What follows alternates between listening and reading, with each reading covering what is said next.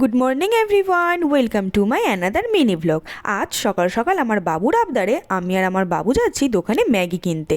আমার বাবুর ইচ্ছা হয়েছে আজ মিমির কাছ থেকে ম্যাগি খাবে, তো যেমন কথা তেমন কাজ। বাড়িতে সবসময় ম্যাগি থাকে, বাট আজ ছিল না, তাই আমি আর বাবু গিয়েছিলাম দোকানে ম্যাগি কেনার জন্য। তারপরে দেখো আমরা ম্যাগি নিয়ে বাড়িতেও চলে এসেছি। দেন আমার ম্যাগি বানানো এখানে কমপ্লিটও হয়ে গেছে। এবার দেখো আমার বাবু কি সুন্দর ম্যাগি খাচ্ছে।